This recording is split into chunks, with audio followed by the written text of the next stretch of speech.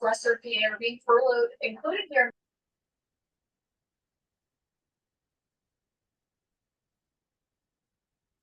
Good evening, everybody. Thank you so much for being here this evening. My name is Erin Pierce, and I am the director at C.C. Miller Library. We are spending some time during this pre-election season hosting Meet the Candidate events for each of the 5 municipalities that we serve. So the way that we have structured our Meet the Candidate events is that candidates that are running for anything in your local borough of Edgewood have been invited. Also, school board members that you will have on your ballot that are in, and I'm forgetting which zone the Woodland Hills School District is, Edgewood, but they were also invited.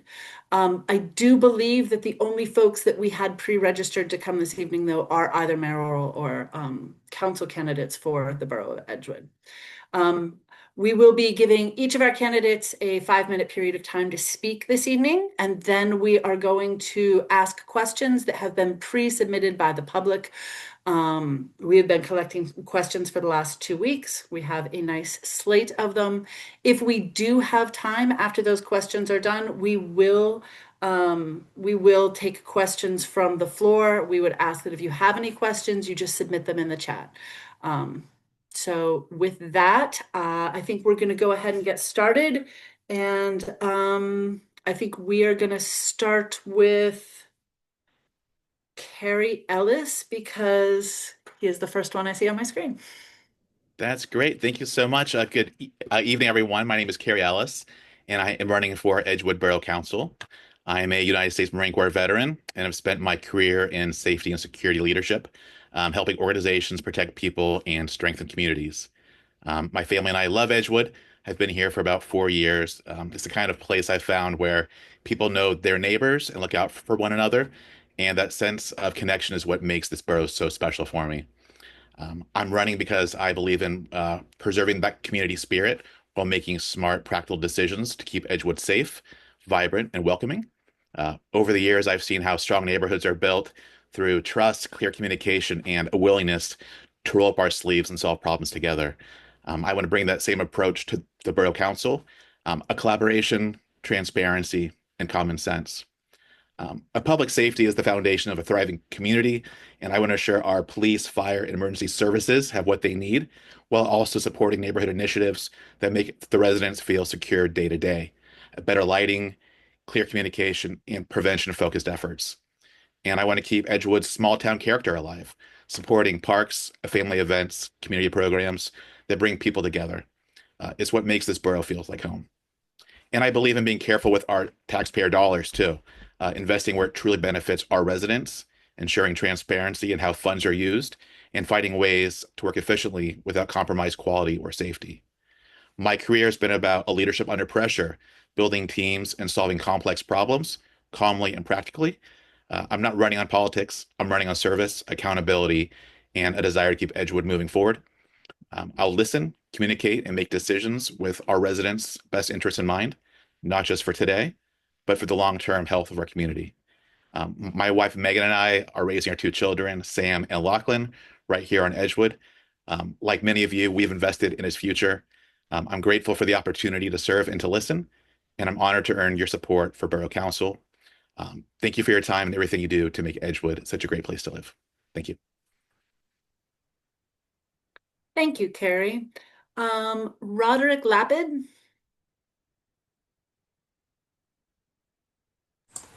Sorry, took a moment there for me to unmute myself. Thank you so much, everyone, for being here tonight and taking some time off to meet with us. And Carrie, thank you so much for that wonderful introduction. My gosh, if I have the opportunity to share a table with you, I'd be honored. And thank you for your service. And thank you, Erin. Thank you, Becca. Thank you, all the folks at C.C. Miller Library for putting this together. This is a unique opportunity, and I'm glad to be here today. I'm really proud to say to share the space just in general with our candidates, Christine, Carrie, Brian. I don't know if Brian's here, but Moshe, because I think anyone who takes a look at having a sense of civic responsibility to ensure this great community continues to thrive is, in my book, exemplary. And again, I'd love to share the table with you. A little background on me. I am a real estate manager for American Eagle Outfitters. Before that, I was a real estate manager at Carnegie Mellon University and a transactions manager for corporate services at JLL. Given my background, I never would have thought I'd end up in such a corporate atmosphere. Before that, I'd spent the better part of my 20s and 30s in nonprofit arts administration, working for Sing for Hope, whose mission was to bring music to underserved communities in New York City. Our biggest program was bringing pianos, donated pianos that were painted by artists and put them throughout the city. 81 when we first started out. Now it's down to around 50. And before that, I was a believe it or not, a touring Shakespearean actor for the Shakespeare Theater of New Jersey.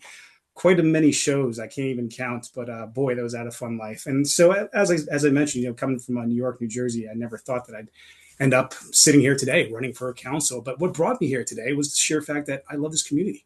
Lived here for about 10 years. I have two boys. I wouldn't think about moving anywhere else. We moved onto an apartment on West Hutchinson, and we're like, where are we going to go next? Well, we want to stay right here in Edgewood, so we bought a house down the block. We quickly outgrew that house. I have a 6-year-old and an 8-year-old, and what do? We moved to the next block.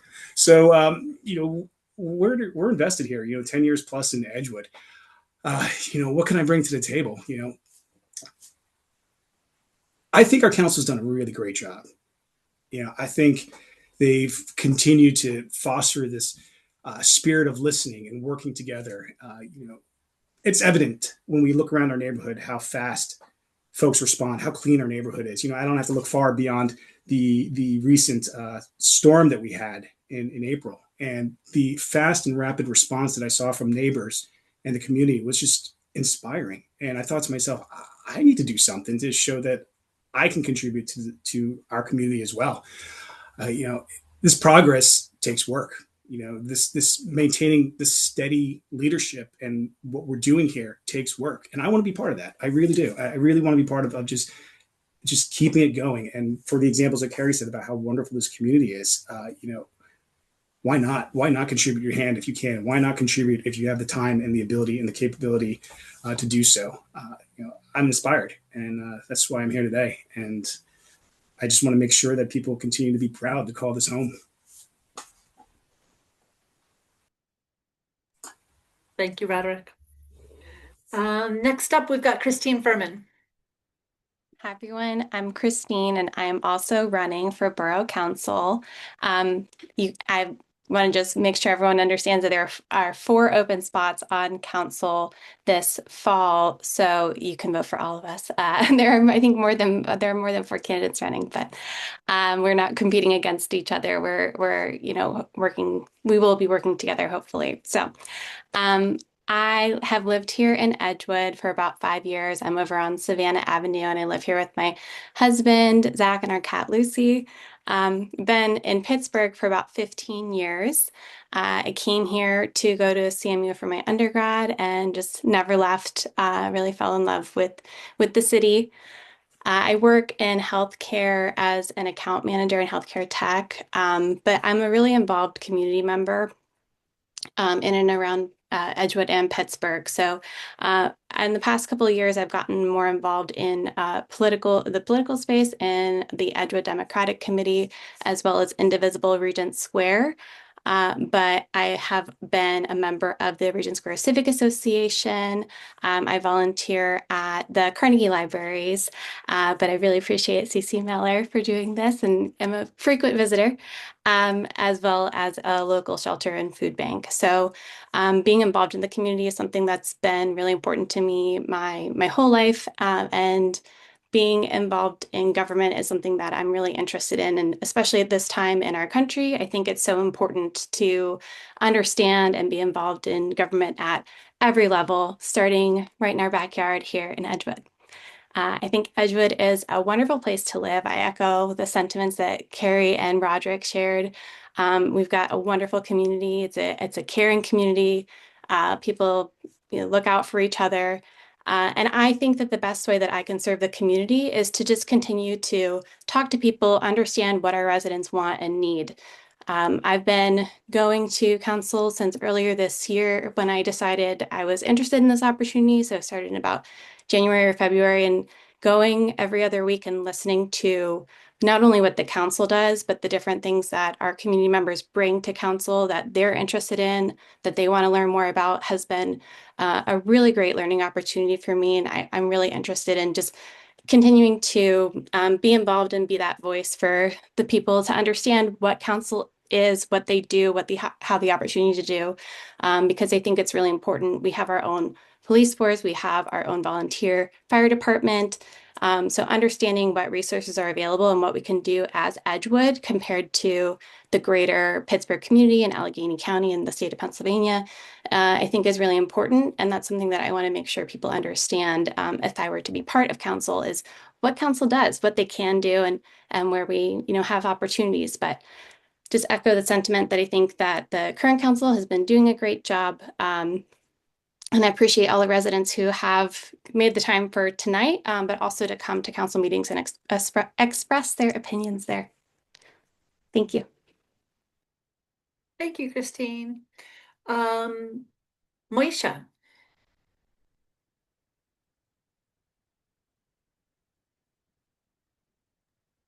Okay, thank you, thank you. Very inspired by everyone's eloquent words. Thank you for sharing.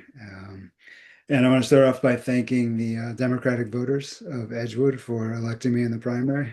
I'm really honored. I was overwhelmed by the support, and it means a lot to me, each and every vote. So thank you so much. I'm excited for the general election upcoming. We really are so blessed to have this vibrant community.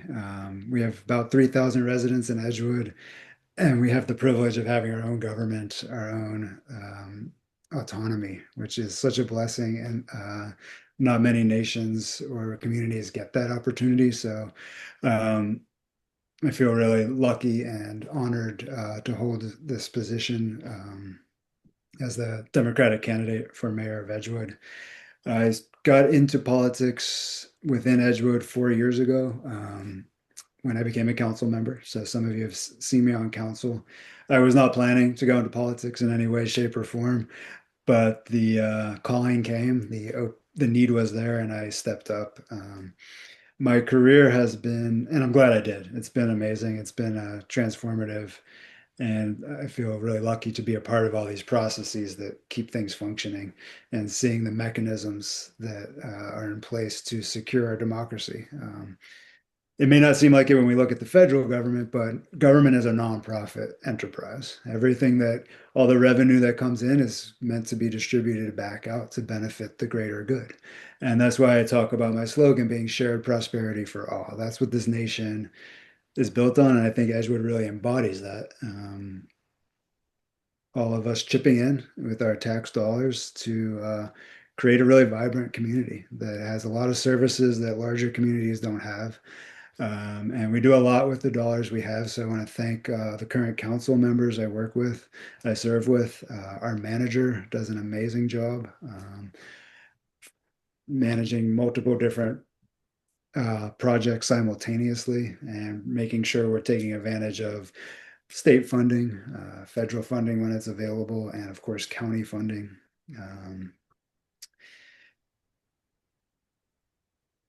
The role of mayor is to be very visible and connected to the community. So I will reach out and become a part of the COGS, which are the agencies of collaborative government agencies working together.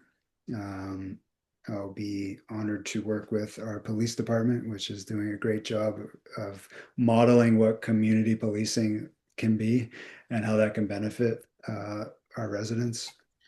We, of course, have one of the most reputable volunteer fire departments in the region. So thank you to all the volunteers and to Chief Reynolds, just doing an amazing job.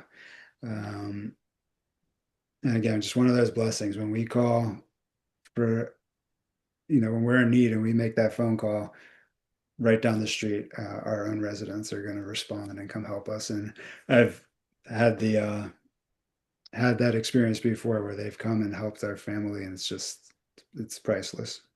So I want to continue to keep Edgewood excellent, continue this concept of shared prosperity for all, and continue to serve. And I'm really honored to be your representative. Thank you. Thank you, Michael. Just going to do a real quick check here and make sure we don't have any other candidates in the room. I don't think we do.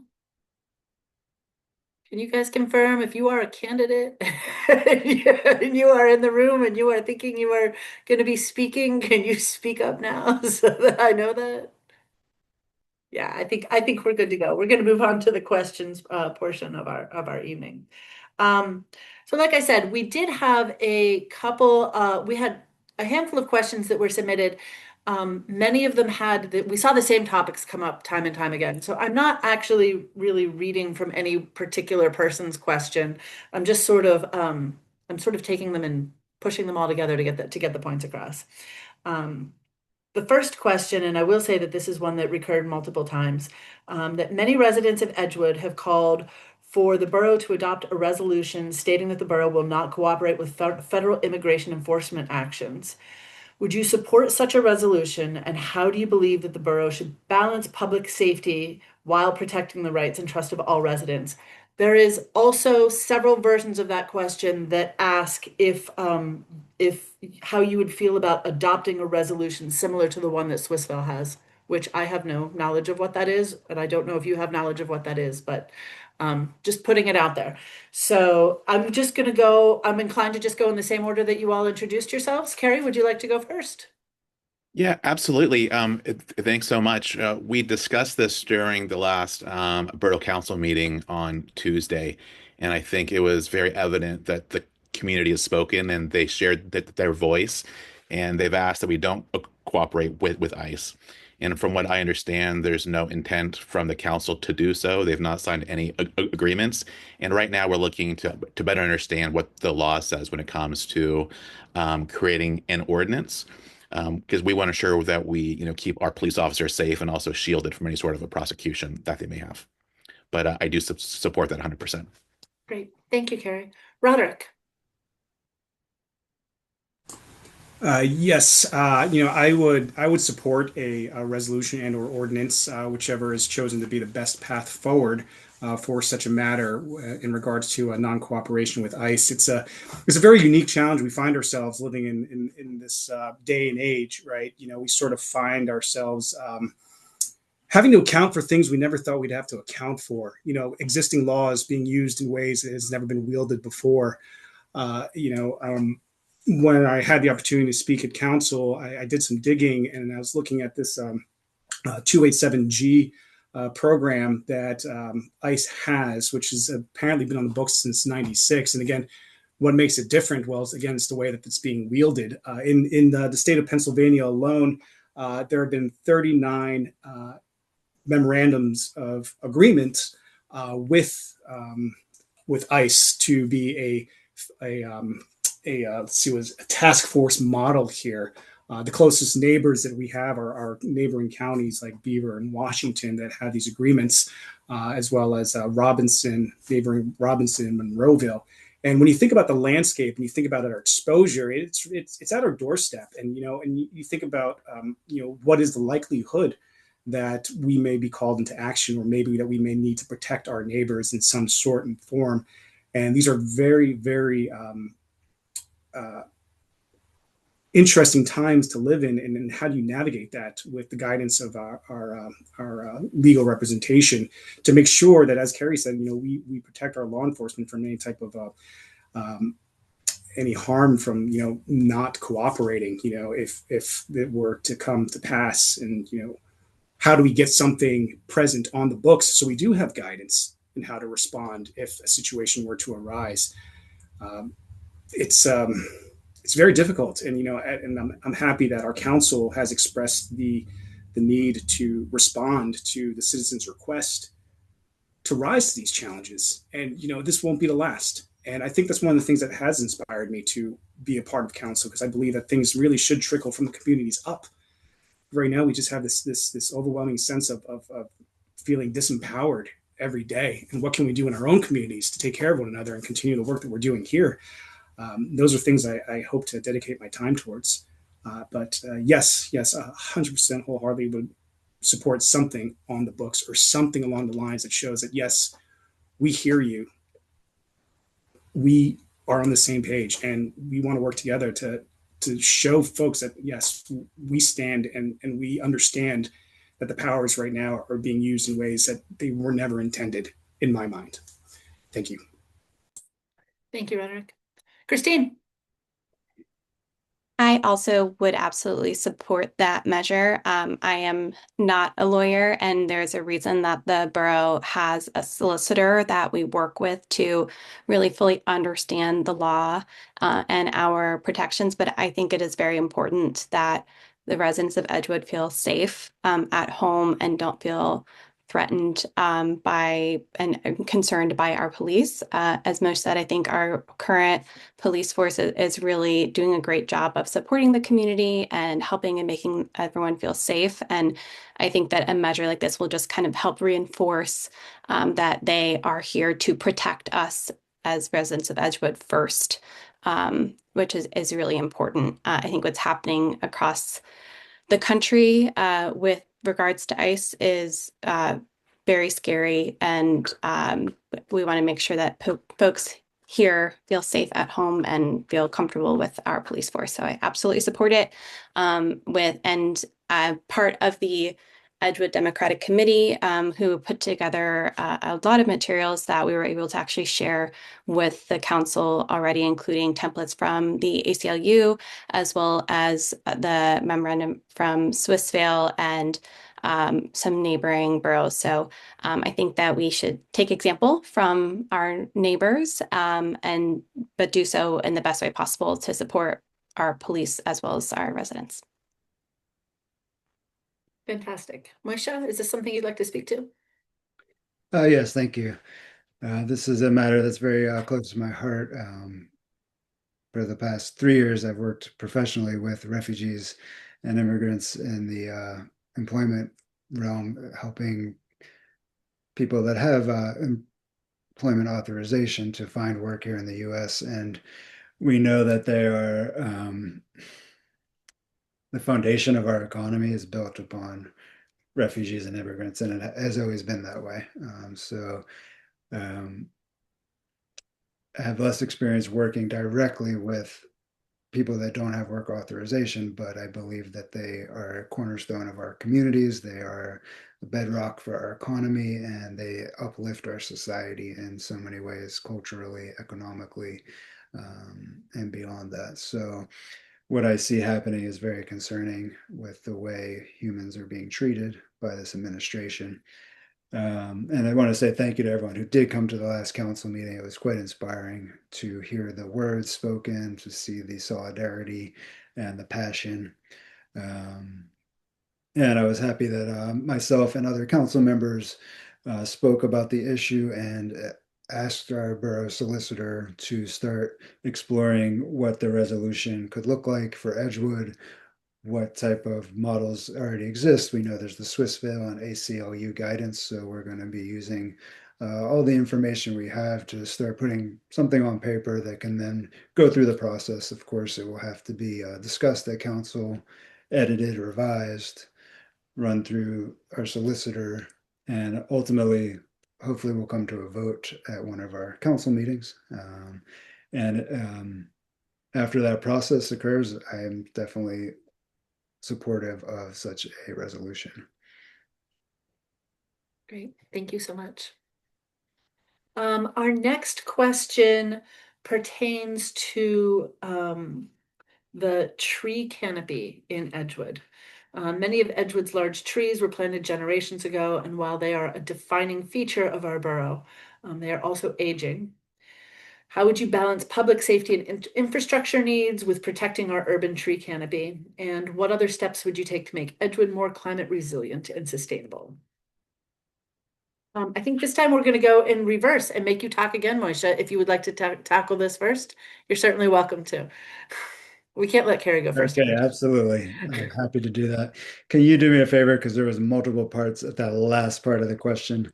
Can Absolutely. You repeat those 3 or Yeah. 4 again? So there's the whole, how would you balance public safety and infrastructure needs while protecting our urban canopy. So that was the first part of it. And the second part of it is, what other steps would you take to make Edgewood more climate resilient and sustainable? Okay, thank you. So one thing I've experienced so far being on council is the amount of thought and finances that we put into our trees within Edgewood. They obviously define Edgewood. They're our neighbors. They are so much of our identity in Edgewood. And of course, just like our families and our friends, there's the process of life that occurs where we do lose some of these beautiful trees. Of course, our most recent storm, which ended up being a crisis situation, was a great example of the some of the challenges that we face. Um, So we do work, of course, with Davy Tree Service to analyze our trees, determine which trees are healthy and which are not. Any trees that aren't healthy, we will either trim or remove. Trees that are healthy, the goal is to sustain them and support them. We also have to deal with Duquesne light, which is able to come through and do trimming to protect their power lines, which also protects our public safety. So um, they, there's pros and cons to that. In one sense, they actually save us quite a bit of money because they're doing a lot of the trimming that we would ultimately have to do. So that is beneficial. But we also don't have as much oversight over what they do as we do with our own tree service. So that's one of the challenges. Um, I think overall, Duquesne Light has done a good job trying to mitigate future crises but of course, there's a lot of sadness too when we lose a tree, and I don't think we should skip that step of grieving and being upset about it because these are like life forms that we live with. They define our neighborhood. I know that we have a policy of replacing trees. So if a tree is lost, we will replace it. When Woodland Hills School District did the renovation on Edgewood Primary or Edgewood STEAM School, um, they had they did remove some of the trees in their plans, and council was very clear that to add in replacements for those trees and increase the amount of trees, albeit of course much smaller trees. So that was one example of council modifying the original plans to promote our tree canopy and our identity and health of our environment in Edgewood.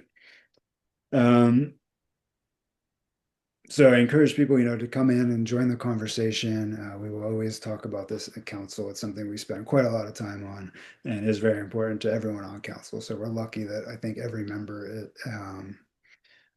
holds the trees in a valuable place. Other steps to be more climate resilient. That's a great question. Of course, we're going through. I can't think of the official name now, but the gray water, the Alcosan project to better manage wastewater in Edgewood. So there's a large plan that we're undertaking right now to improve the way wastewater is handled and processed within Edgewood. So that's one example of something that's occurring already. Replacing trees that are lost, of course, is going to be essential. Personally, I'm a big fan of renewable energy. I don't know where that fits in or how it fits in, but it's something I'm very open to exploring, how Edgewood could increase renewable energy for residents. And maybe I know that we've had some programs in the past, and something that a lot of council is open to exploring. So I look forward to seeing what comes up in that regard moving forward. And that's all for now. I'm happy to talk about this further down the line with everybody. Great. Thank you so much. Christine. Sure, thank you. So I don't have the benefit of being on council as much as now to know what is in flight, but having gone to council meetings, I have heard about an initiative that's being done within Edgewood that I would really support, which is working with an arborist to really understand our current trees and the diversity. I think part of the problem that we're experiencing now is that there are many, I know my house is 100 years old this year. I think there are many 100-year-old oak trees around Edgewood that are absolutely beautiful, but that are at risk of falling. And the storm this past spring obviously was really detrimental to many people. It became a safety issue. I know I have a neighbor who's on oxygen who needed help from the fire department to make sure that she got what she needed. I have another friend in Edgewood who was essentially trapped in her own house because trees fell on it. And so it is a real safety issue that we need to make sure we do take seriously, while not compromising the beauty and the character that Edgewood has with these trees. So I really love the idea of working with an arborist to promote some more diversity, both in types of trees and in ages of trees around the area, so that we're not in the situation where we have a lot of trees that are all of the same age and are unfortunately, potentially falling at the same time. I think it's really important that we do continue to work with utilities like Duquesne Light. I know I was at the meeting this spring, a few weeks ago, that a lot of residents came to because there was frustration that in our neighbor, Wilkinsburg, many trees were cut down by Duquesne Light. And what I really appreciated about what our current borough leadership did was we worked with Duquesne Light to say, well, before you cut down trees, let's look at them together with our independent arborists. They're not employed, or they are not an Edgewood employee. I believe they're more of a consultant, but work to understand, well, what truly is at risk. And I think it's also really important to increase communication. While trees that are borough property, unfortunately, are not, many trees are borough property and not owned by residents and or on private property. They are people feel that they are their trees, right? And I completely understand and agree with that.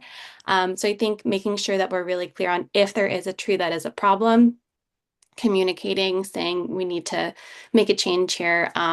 Unfortunately, it can't always ask. Sometimes it needs to be done because it is a safety reason, but making sure people understand what's going to be done, why it's going to be done, so that they're not caught off guard when all of a sudden their favorite tree is gone, if that's something that needs to be done. So I think those are initiatives that I support, and I would want to continue that as part of council.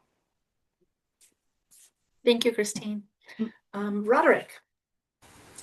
I never thought I'd find myself to be a tree hugger until I moved here. I unfortunately lost two trees during that most recent storm on April 29th. And, we can go back a little bit further to 2021. If anyone remembers, we had a microburst in 21 where there was a lot of downfall of branches as well. One which flew into my house and landed in my backyard. And that was another example of how great our community was, where neighbors just rolled up their sleeves and came with their tools and started cutting branches out of my yard for me and hauling them out. So I thought that was amazing and wonderful. I don't know that I would ever question Edgewood's commitment to making sure that we review these trees with more regularity. I took a peek at the budget, and it looked like last year they went over budget by some $13,000, which to me shows their commitment to continue to spend on pruning and taking care of these trees. So I think it's evident there. But what can we do as it shows that we have these freak climate storms? As we have 100 years of industry that is changing the climate and making these storms more dangerous than what I can remember.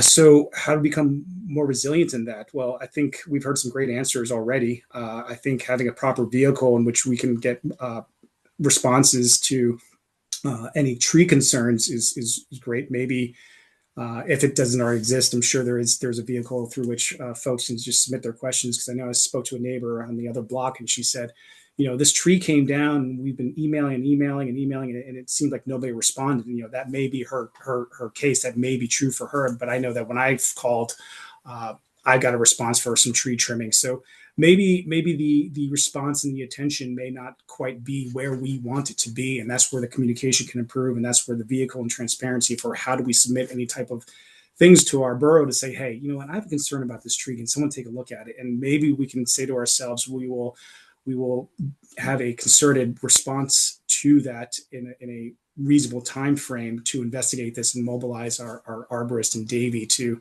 be on scene within a certain amount of time that is feasible. And as well as what Christine said, I would echo that, to have that conversation and say, look, we've had our arborist take a look at this, and this is what we found. That communication goes a long way. We all work together on it, and we all work in this community to keep it safe. It can be a winning formula, and to be climate resilient is tough. Again, a myriad of challenges that we didn't think we'd have to face. Aging infrastructure. And I know when I first lived here, I was like, why is my power going out like every single storm? What's going on here? Like, why is the power going out? It just seems like I can just count it. I started looking at generators and such. And I started thinking, all right, so what can we do with our local utility companies to assess any pain points or any problems where there might be, I don't know, a line that may need some attention, a transformer that may need some attention. That's certainly something that can and should be addressed. That way we know we can have a stable electric grid. It's frustrating when you see you're out of power and then your neighbor next door to you has power, or even the businesses on the street have power. And you're just sitting there like, 3 days and counting. There goes everything in my fridge, But I really feel like we can work with our utility companies. I really feel like we can create some sort of regularity here to the intervals in which we're looking at these trees as we're communicating with our community to say, hey, this could be an issue, or if you identify, see something, say something, that we provide a timely response to your concerns, and that we work with you and communicate thoroughly to say, hey, this is the situation, and are you on the same page? Because this is what's going to happen. We may need to trim this. We may need to take it down, but we're going to replace the tree. I hope they replace the trees in front of my yard. I just put new grass there, but I don't care. Put a tree in. I'll be happy with that. Thank you.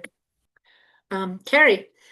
My friends on the panel all gave such great answers, so it's going to be tough to not be repetitive and say the same things. I too am a tree hugger. One of the things that drew me to Edgewood were the trees and just the beauty of our community. And on Maple Avenue, we have so many, great trees, but we found that they planted, a long time ago, the trees that don't but belong there. So next to our sidewalks, we have these trees that are too big, which cause the sidewalks to buckle. And during the storm, so many of them fell down. So I think, thinking about it, I think the key things have already been talked about, is working with real arborists to make strategic cuts where we should. And then identifying, I think the early detection of trees that need to be trimmed and maintained ahead of time would be things I like to add as well. But I agree with the panel, and they did a good job covering it. Great, thank you. Next up, we have a question about communication. I would like to know if any of the candidates for council or mayor have a plan to improve and modernize communication to Edgewood residents, particularly any plans to modernize our website and bring it up to par with the websites of surrounding communities, and plans to improve how time-sensitive information is communicated to residents, as the newsletter is bi-monthly. All right, I think we're going to mix it up a little bit here. Christine. Great. I am very interested in this question as it's something that I think is really important. Just a PSA for anyone who is not currently subscribed, there are email alerts you can subscribe to on the website currently.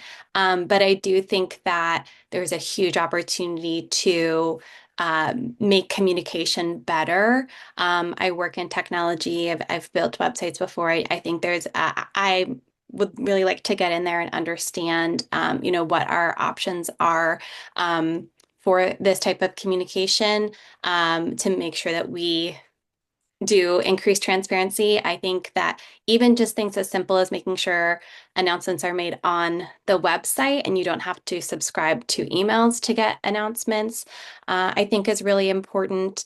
I think that there is a balance because we want to make sure people get the information that they need without getting inundated with information. So that's something I deal with in my job.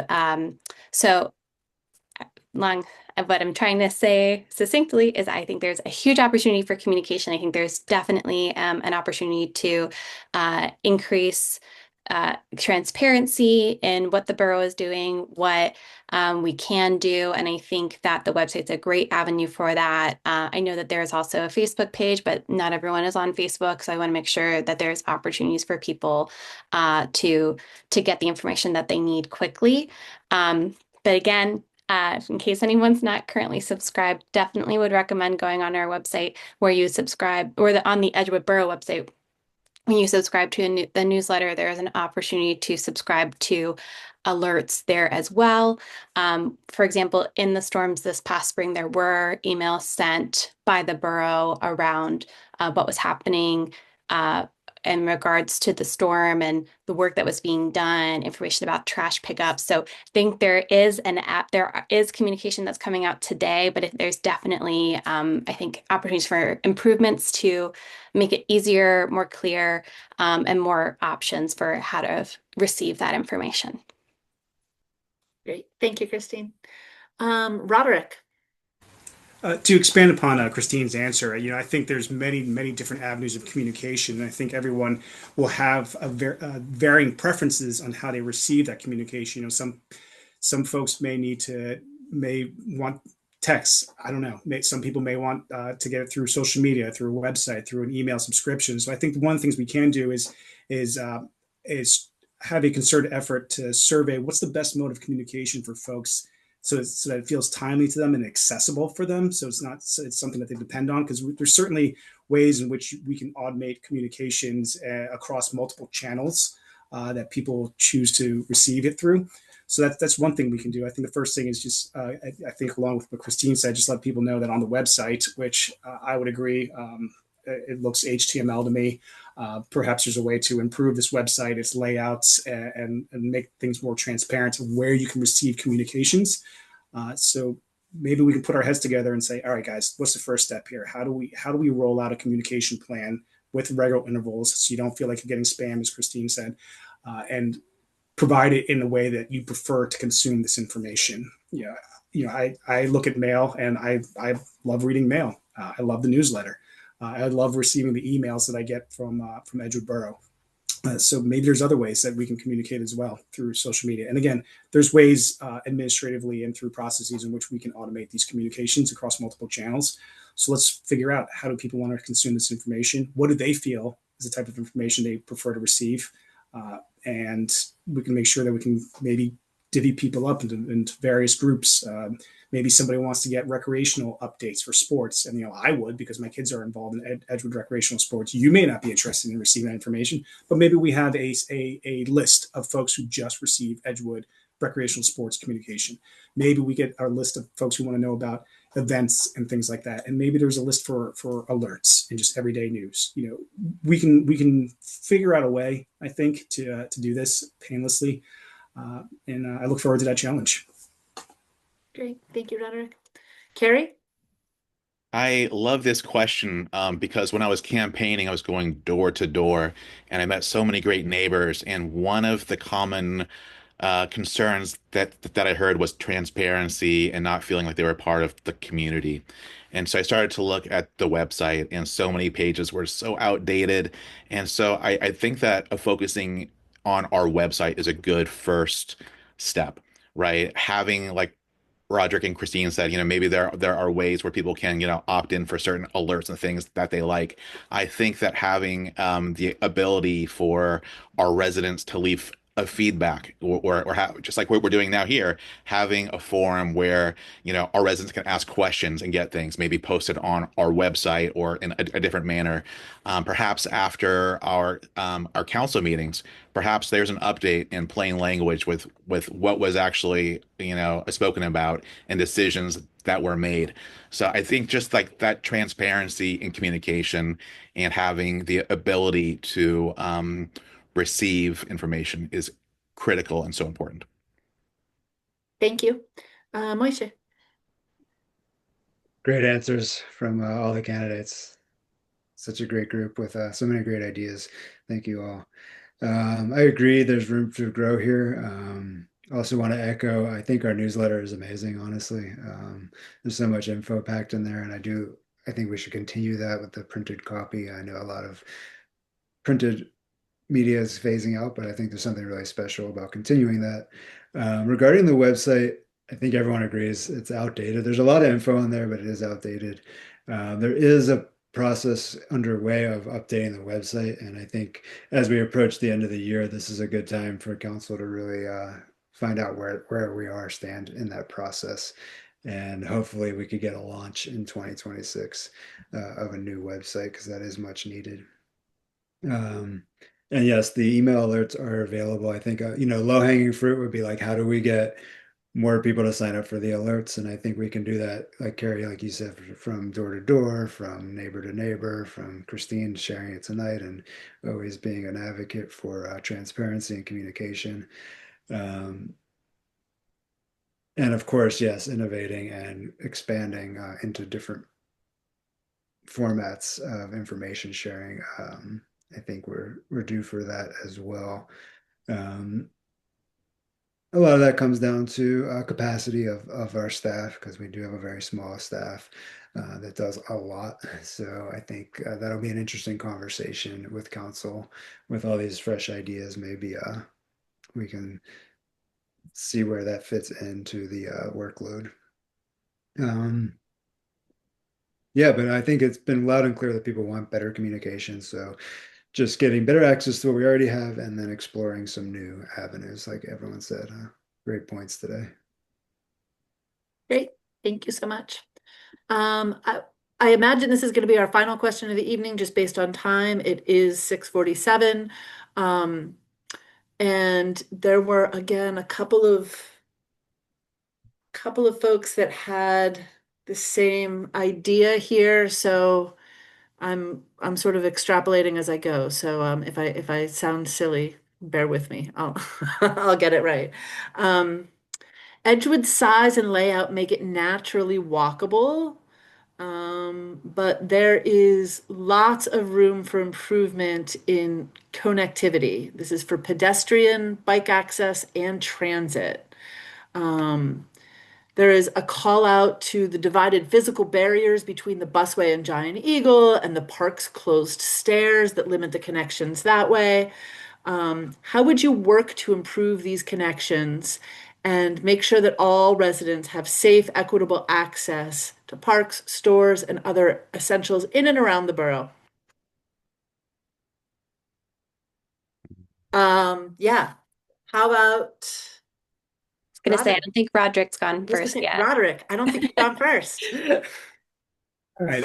Yeah, that's an interesting one, because I do walk a lot in this neighborhood, and our neighborhood is pretty small, and the topography is a little challenging too. With if you're on West Hutchinson, you're walking down towards Koenig, and then there's also the stairs by Koenig Field as well. And I believe, Moshe, you may know more than I, that there is a plan to fix the stairs. There is money allocated in the budget to fix those stairs.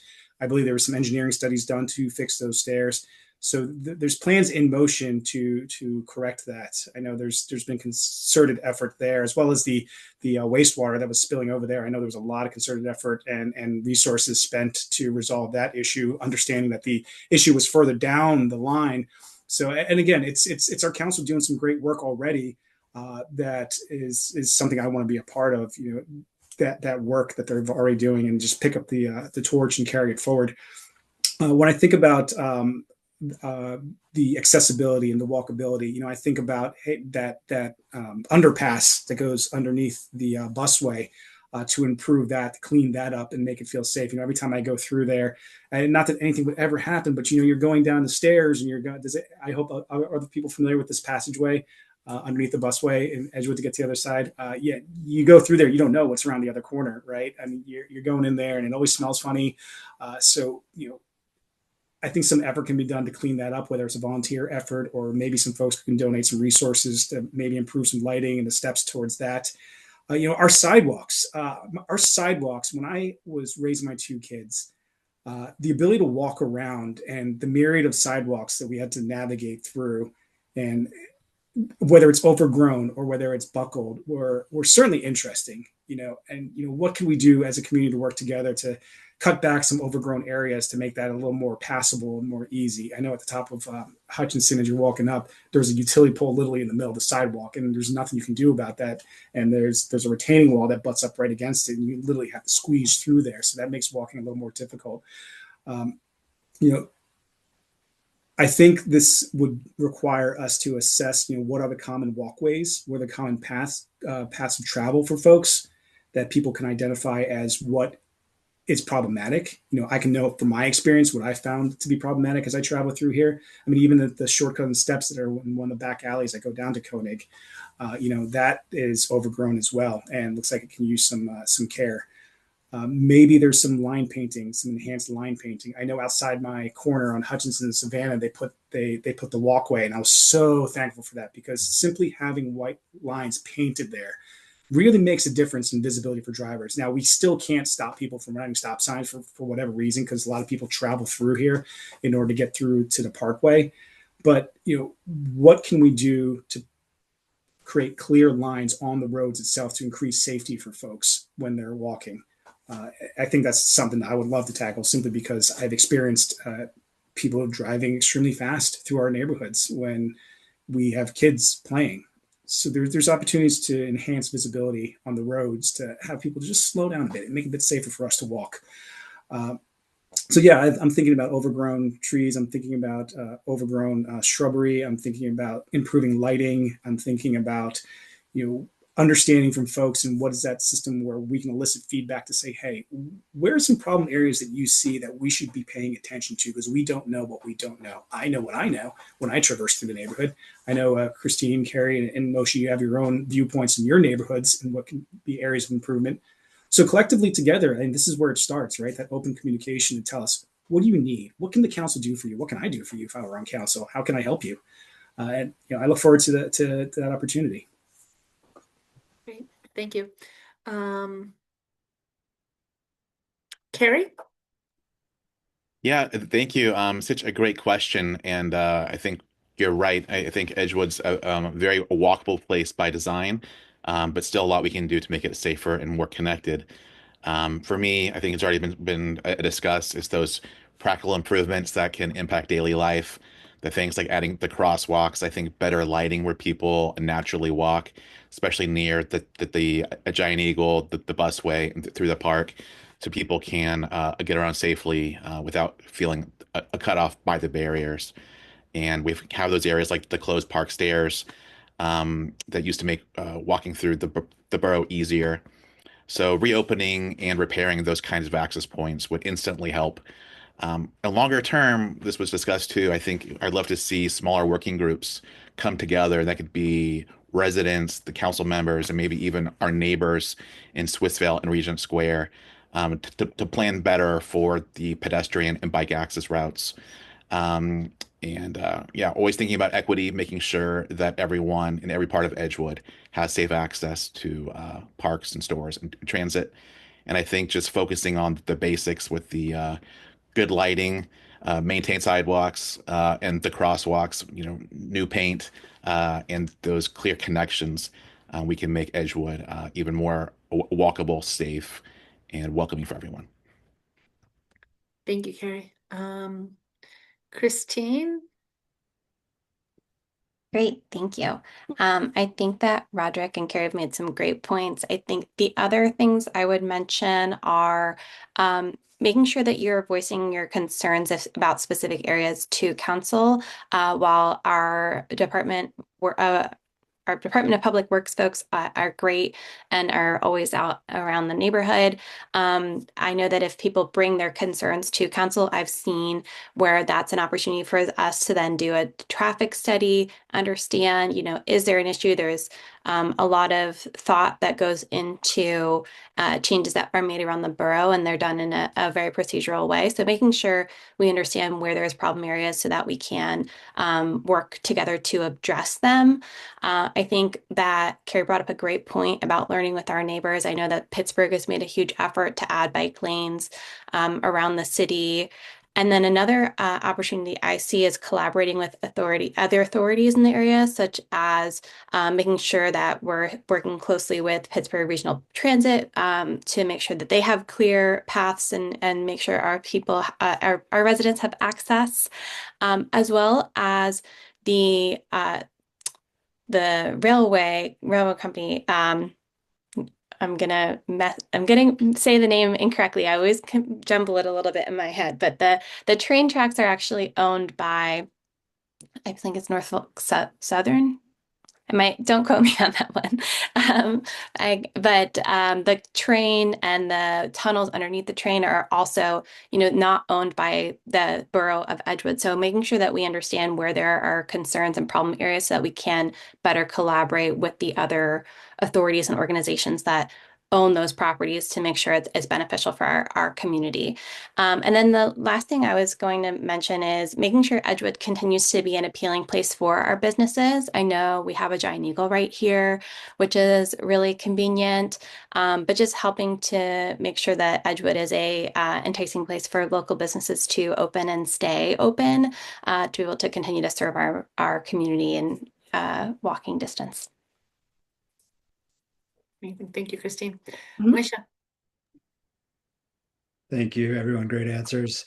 Don't want to be redundant, but I want to share a few things. Since I've been on council, one thing I've been honored to be a part of is some of the updates we've seen over the last 4 years. Some of the major traffic signals, like Race and Penwood traffic signal, the Edgewood and Maple traffic signal, the Braddock and Hutchinson traffic signal. Like, these are big improvements, and these are projects that cost hundreds of thousands of dollars. So the process is a matter of securing state funding through PennDOT to fund those. So that does take some time. And we do want to continue to hear from people about where those trouble spots are so we can get that process going, because it can take a number of years from start to finish. But we have gotten a lot of improvements done that I think makes it much safer than it was 4 years ago.